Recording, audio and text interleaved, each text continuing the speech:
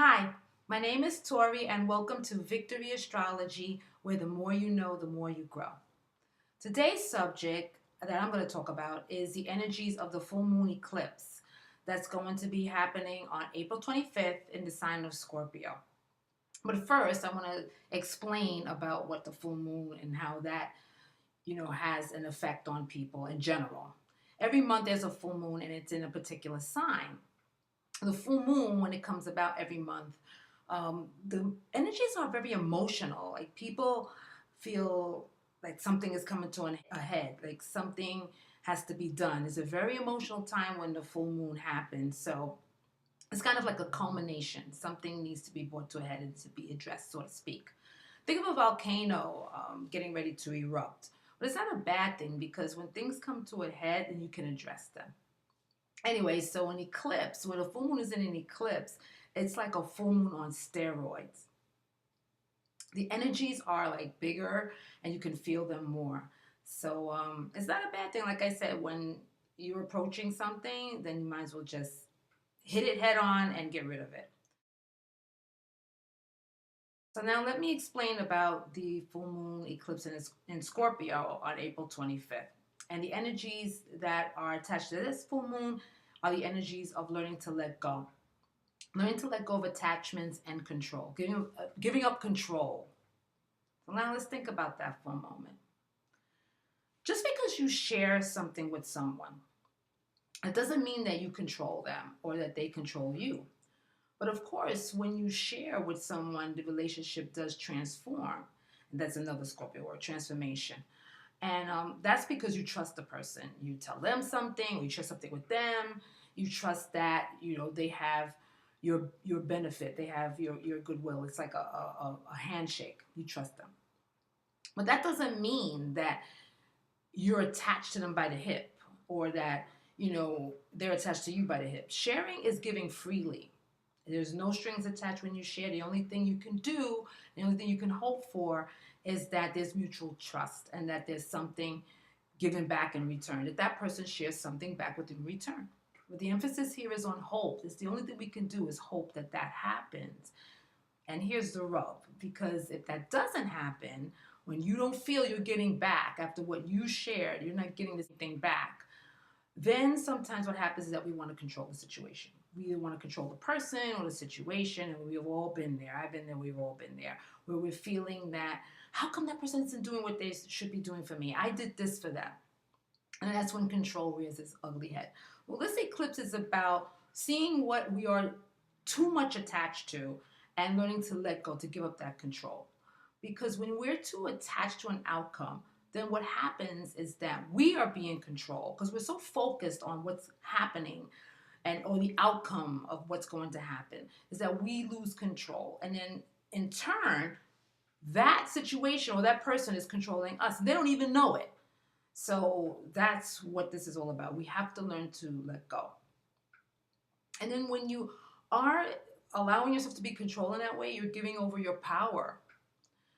And when you're giving over your power, you're not at peace and you lose sight of yourself. So that's the energy of the eclipse. So I just want to read something to you, that a little short little blur, like maybe something you can meditate on over the next few days, because we're in the shadow of it now.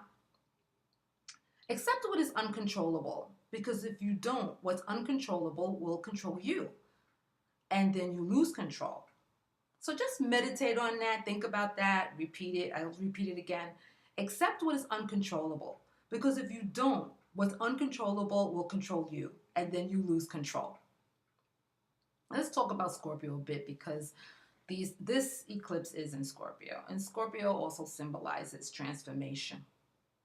And simply put, what happens is once you give up control, yeah, you're sad because you no longer don't know what's going to happen.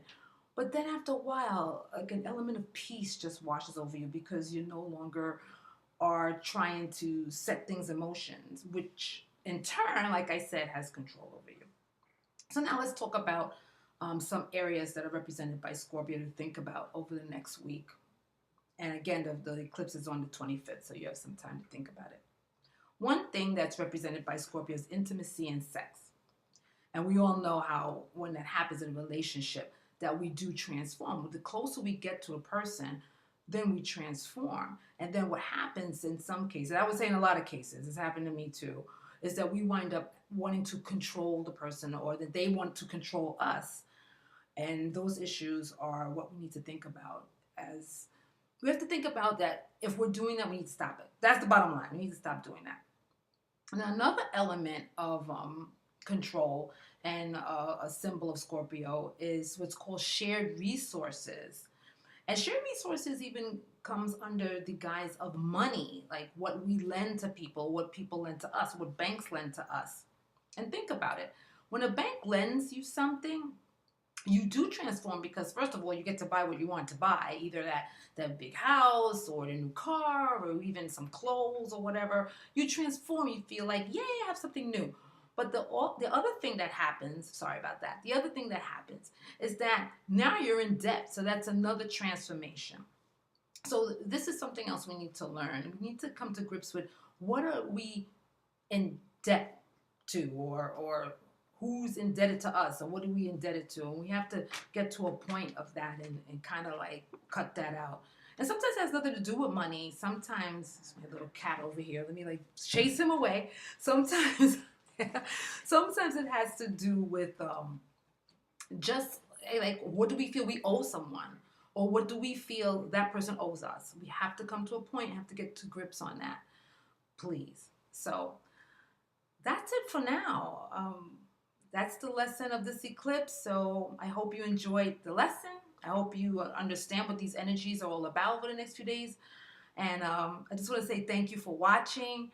And now you know a little bit more about astrology, because it's not just about your sign.